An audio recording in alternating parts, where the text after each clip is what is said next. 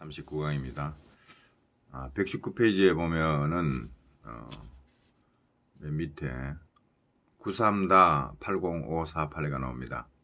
민법 48조의 해석에 관한 판례인데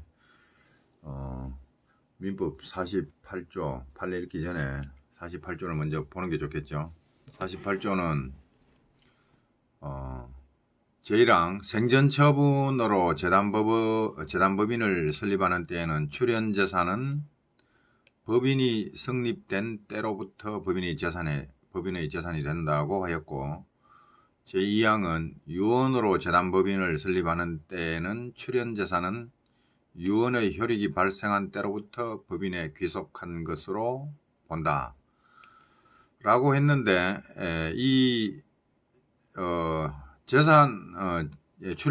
재산을 출연하면 처음에는 누구의 소유입니까? 출연한 자의 소유입니다. 출연한 자의 소유로 있던 재산이 언제 법인의 소유로 되느냐의 문제인데, 법인이 성립한 때로부터 법인의 재산이 된다라고 합니다. 자, 이 규정을 놓고 판례가 어떻게 해석하냐면 이렇게 해석하는 거죠.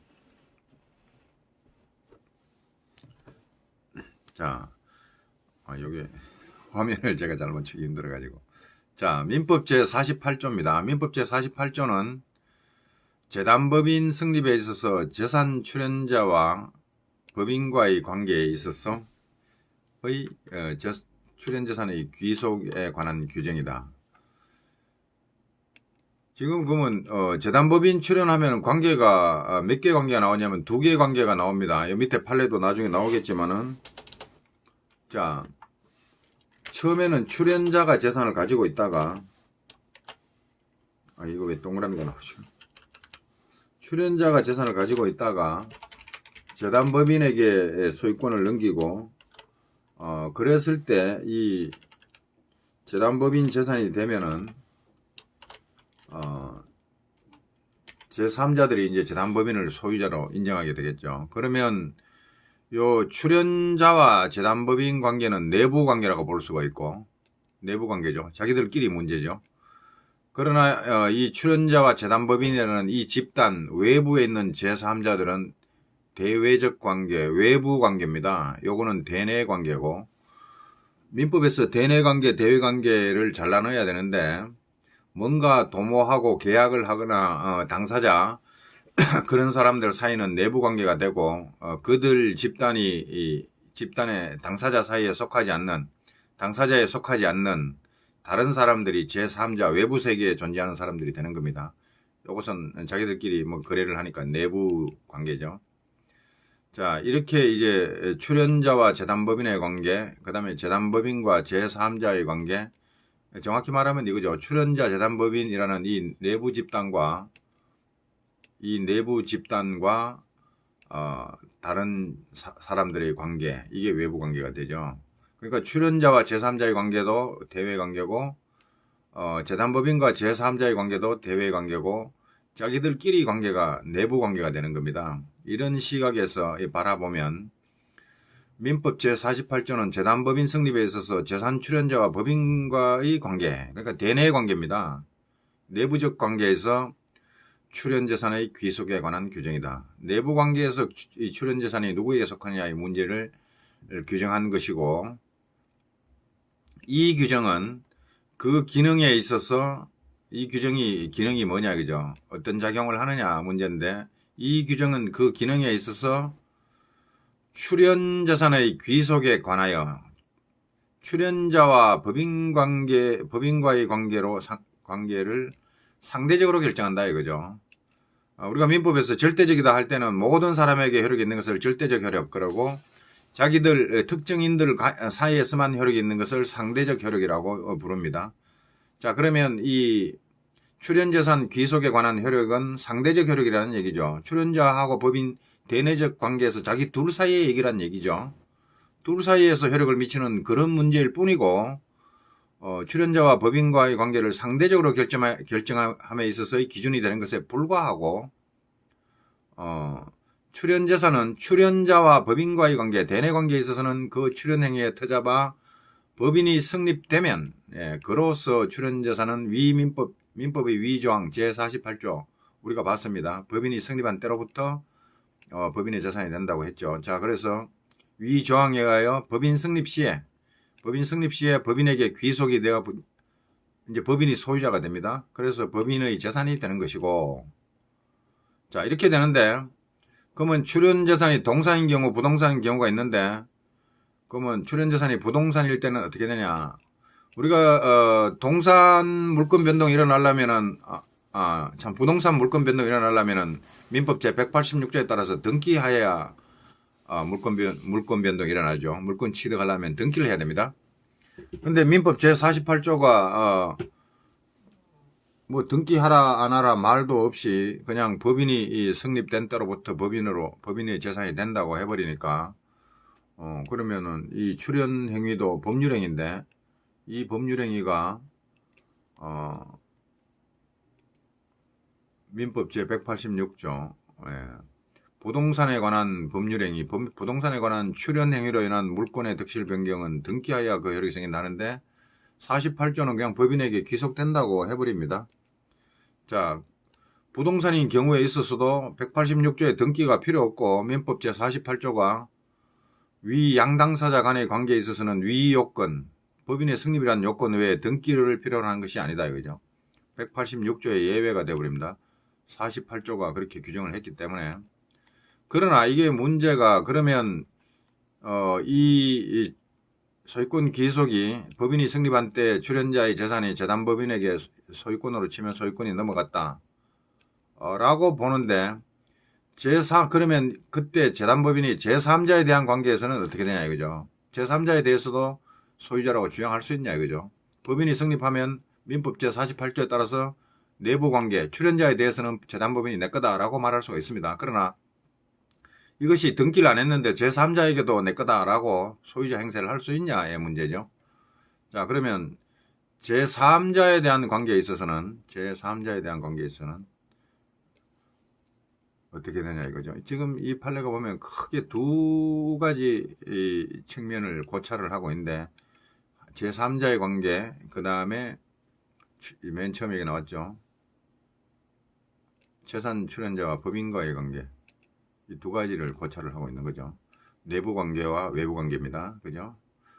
제3자에 대한 관계, 그러니까 재산 출연자와 법인, 재단법인 아닌 다른 사람들과의 외부 관계에 있어서는 출연 행위가 법률행위 아니에요. 그죠? 우리 민법 186조 지금 보고 왔습니다. 법률행위죠.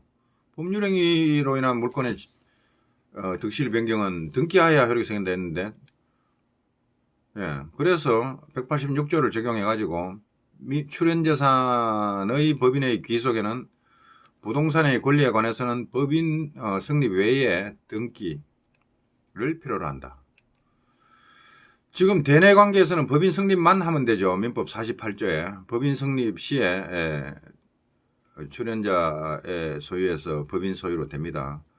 그러나 제3자에 대한 관계에서 소유자라고 하려면 186조에 따라 등기를 해야 된다. 이런 판례가 이런 입장을 취하고 있죠. 자, 그러면 이제 이 판례는 크게 두 단락으로 나눠진다. 하나는 재산 출연자와 법인과의 관계를 설명하고 있고, 하나는 제3자에 대한 관계를 설명하고 있고, 이 부분을 염두에 두고 대내 관계에서는 법인 성립 시에 소유자가 되고 등기할 필요가 없고, 제3자에 대한 관계에서는 법인 성립 시가 아니라 민법 제 186조에 따라서 등기를 해야 그때 비로소 제3자에 대해서 소유자라고 주장할 수 있다. 이런 내용을 가진 판례입니다. 이거를 이제 그걸 염두에 두고 쭉 한번 읽어보죠. 굉장히 중요한 판례죠. 자, 민법 제48조는 재단법인 성립에 있어서 재산 출연자와 법인과의 관계에 있어서의 출연재산의 귀속에 관한 규정이고, 이 규정은 그 기능에 있어서 출연재산의 귀속에 관하여 출연자와 법인과의 관계를 절대적이 아닌 상대적으로 결정함에 있어서의 기준이 되는 것에 불과하고, 출연재산은 출연자와 법인과의 관계, 대내 관계에 있어서는 그 출연 행위의 터자바 법인이 성립되면 그로써 출연재산은 민법의 위조항에 48조에 의하여 법인의 성립 시에 법인에게 귀속되어 법인의 재산이 되는 것이고, 출연재산이 부동산이라고 하더라도 부동산인 경우에 있어서도 위 양당사자 간의 관계에 있어서는 위 요건, 법인 성립 외에 등기를 요하는 것이 아니나 필요로 하는 것이 아니나 그것은 대내관계의 문제일 뿐이고 제3자에 대한 관계에 있어서는 출연행위가 법률행위이기 때문에 민법 제186조를 적용하여 출연재산의 법인의 귀속에는 부동산의 권리에 관해서는 법인 성립 외에 등기를 필요로 하지 아니한다. 이렇게 해석하고 있습니다. 이 학설들이 뭐 대내적 소유권 따로 있고 대외적 소유권 따로 있냐라고 이 판례 입장에 대해서 비판을 많이 합니다만은 그래도 우리 민법에 보면 원칙적으로는 부동산 같은 경우에 등기를 해야 물권 변동이 일어나지만 많은 경우에 있어 가지고 예외가 있습니다. 명의신탁 같은 것도 유효한 명의신탁을 보면 대내적 소유권은 명의신탁자에게 있고 대외적 소유권은 명의수탁자에게 있다라는 등 그게 대표적인 사례입니다만 그런 사례가 뭐 양도담보라든가 뭐 곳곳에서 그런 사례가 나타나기 때문에 소유권이 대내적으로든 대외적으로든 소유자는 소유자다 라는 원칙, 그것이 원칙이지만 예외적으로 대내적 소유권과 대외적 소유권이 분리되는 이와 같이 분리되는 경우가 상당히 많이 등장하고 있다. 그렇게 보입니다. 자, 그 다음에 유언으로 재단법인을 설립하는 경우에도 유언으로 재단법인을 설립하는 경우는 48조 2항에 나왔죠. 그러나요? 네, 48조 다시 한번 봅시다.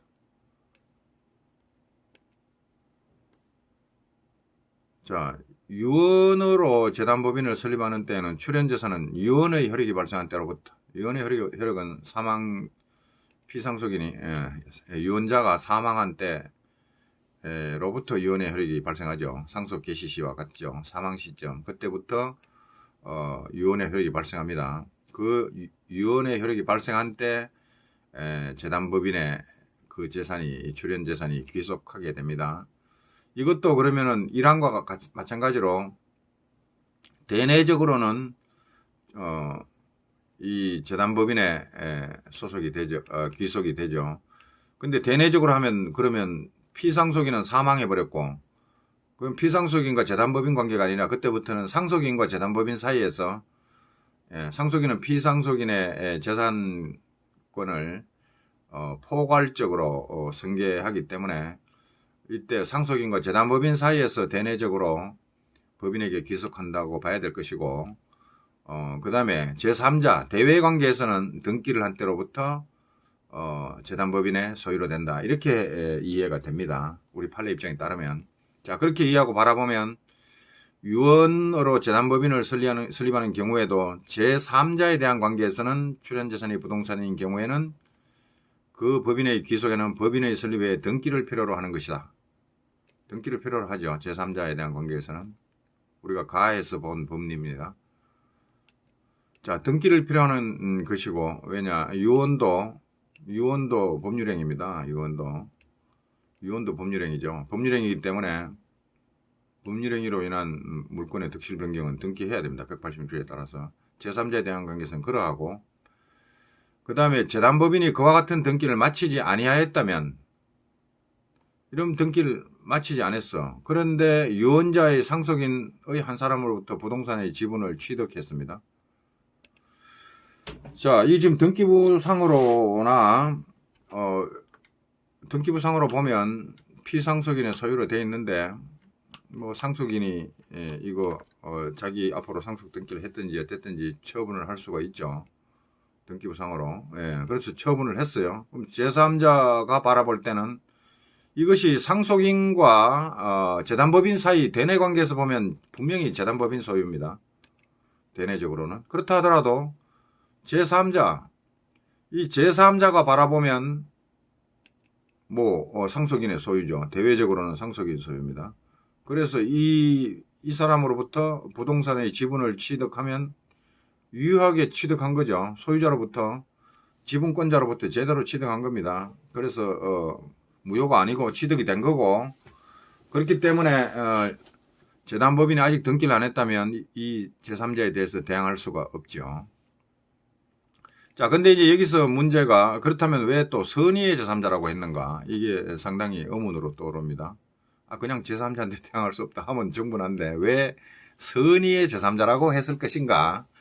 자, 이 부분에 대해서 제가 생각을 해봤는데, 이게 이제 이중매매 내지 이중양도, 부동산의 이중양도의 경우에 이중매매를 예로 들면 그거죠. 제1 매수인이 매도인이 제1 매수인에게 등기를 해줘야 할 의무를 의무를 가진 상태에서 제2 매수인에게 다시 매도를 했을 때 그 제2 매도인이 만약에 제2 매수인이 매도인의 배임 행위에 적극 가담하여 이 부동산을 취득할 경우에는 이 부동산 이중양도의 법리에 따라서 그때는 무효가 됩니다. 그죠? 배임 행위에 적극 가담한 경우, 제2 매수인이 배임 행위에 적극 가담한 경우, 이것도 마찬가지라고 저는 봐요. 왜냐?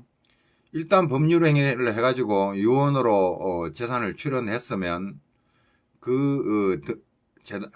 대내적으로는 법인 설립 시에 그 소유권이 재단법인에게 귀속이 된 거고, 대외적으로 바라볼 때는 상속인이 소유자이고, 이 제3자 입장에서 바라볼 때는 피상속인으로부터 승계한 이 상속인이 재단법인에 대해서 소유권 이전 등기 의무를 부담하고 있다고 봐야 될 겁니다. 이 제3자의 시각에서 바라보면. 그러면 이제 재단법인이 제1양수인, 첫 번째 양수인, 매수인 내지 양수인과 같은 지위에 쓰고, 이 제3자가 제2양수인 내지 제2매수인에 해당할 겁니다. 여기는 재단법인에 출연하는 것은 매매가 아니기 때문에 재단법인을 제1매수인이라 부르기는 어렵고 제1양수인 그래야 되겠죠. 증여를 통해서 출연을 통해서 무상으로 받은 거니까 제1양수인에게 등기 의무를 부담하고 있음을 알면서 상속인의 배임 행위에 적극 가담해가지고 이 소유권 이전 등기를 부동산 지분을 취득했다면 이것이 이중양도 배임 행위에 적극 가담한 경우가 되어가지고 그것이 무효로 제2의 양도 양수가 무효로 될 수가 있어요.